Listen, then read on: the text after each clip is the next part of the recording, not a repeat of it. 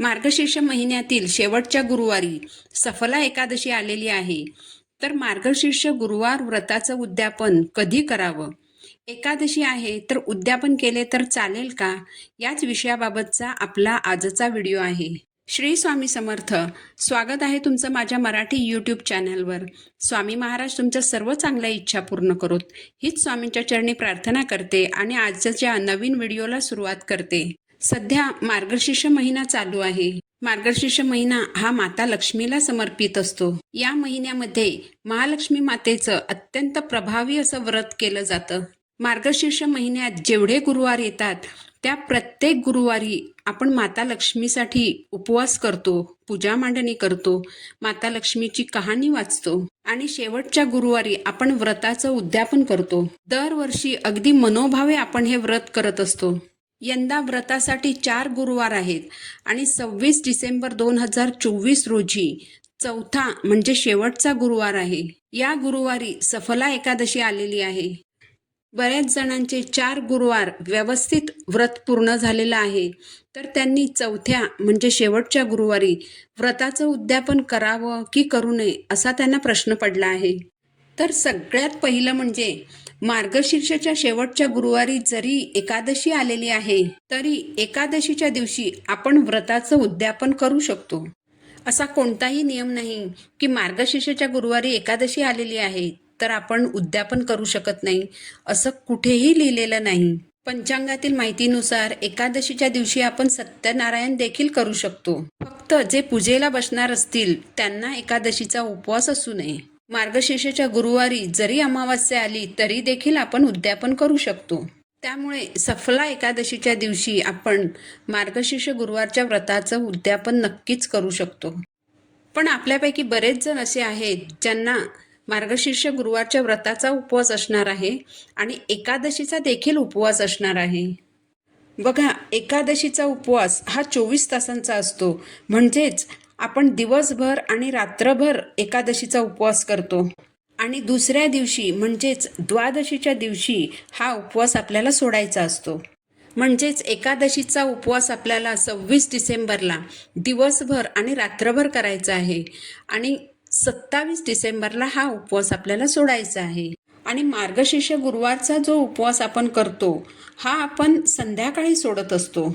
तर 26 डिसेंबर रोजी म्हणजे चौथ्या गुरुवारी मार्गशीर्ष गुरुवारच्या व्रताचा उपवास आणि एकादशीचा उपवास असे 2 वेगवेगळे उपवास एका दिवशी आलेले आहेत. जेव्हा असे 2 वेगवेगळ्या व्रतांचे उपवास एकाच दिवशी येतात तेव्हा असे 2 उपवास आपण एकत्र करू शकत नाही. 2 वेगवेगळ्या व्रतांचे उपवास हे एका दिवशी केले जात नाहीत. त्यामुळे चौथ्या गुरुवारी म्हणजेच शेवटच्या गुरुवारी ज्यांचा एकादशीचा उपवास असणार आहे त्यांनी मार्गशीर्ष व्रताची पूजा मांडायची आणि एकादशीचा म्हणून उपवास करायचा. त्यांनी व्रताचं उद्यापन हे शेवटच्या गुरुवारी न करता पौष महिन्यात जो पहिला गुरुवार येईल त्या गुरुवारी व्रताचं उद्यापन करायचं.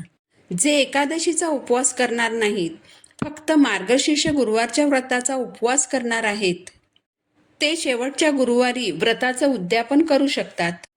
थोडक्यात सांगायचं तर शेवटच्या गुरुवारी तुम्ही गुरुवारच्या व्रताचा उपवास न करता सफला एकादशीचा उपवास करणार असाल तर तुम्ही शेवटच्या गुरुवारी व्रताचं उद्यापन करायचं नाही.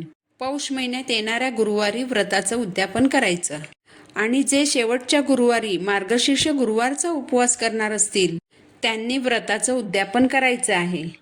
ज्यांचे मार्गशीर्षाचे गुरुवार काही कारणास्तव अपूर्ण राहिले असतील, जसे की सुतक, सोयर किंवा मासिक धर्म अडचण किंवा इतर कोणत्याही कारणाने ज्यांनी उपवास केला असेल पण पूजा मांडणी केली नसेल, असे सर्वजण त्यांचे अपूर्ण राहिलेले गुरुवार पौष महिन्यात पूर्ण करू शकतात आणि पौष महिन्यात व्रताचं उद्यापन करू शकतात.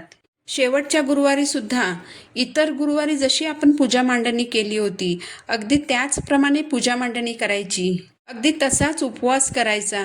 महालक्ष्मी व्रताची कथा वाचायची, आरती करून नैवेद्य दाखवायचा. नैवेद्यामध्ये शक्यतो वरण, भात, पोळी भाजी आणि गोड पदार्थांमध्ये शक्यतो खीर असावी.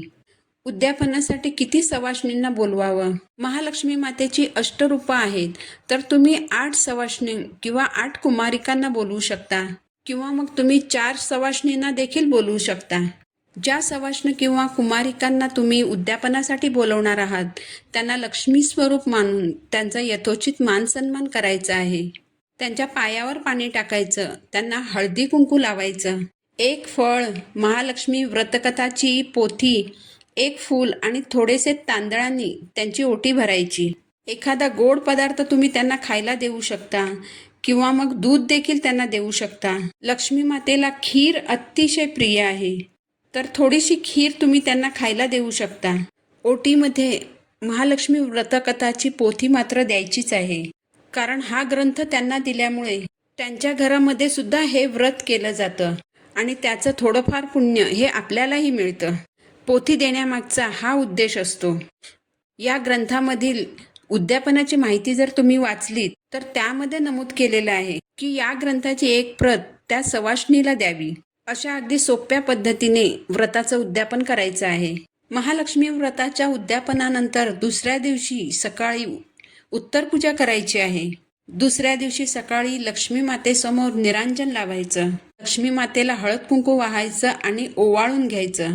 महिनाभर जे व्रत आपण केलं ते करताना काही कळत नकळत जर चुका झाल्या असतील तर त्या चुकांसाठी देवीकडे क्षमायाचना करायची आणि देवीला प्रार्थना करायची की हे देवी, तू सूक्ष्म रूपाने माझ्या घरात अखंड वास्तव्य कर. तुझी कृपादृष्टी माझ्या आणि माझ्या कुटुंबियांवर कायम ठेव, अशी देवी मातेला प्रार्थना करायची.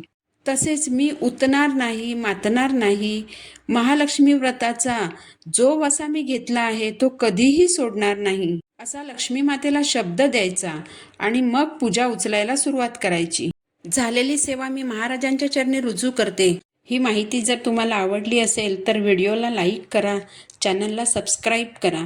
पुन्हा भेटू नवीन व्हिडिओसोबत. श्री स्वामी समर्थ.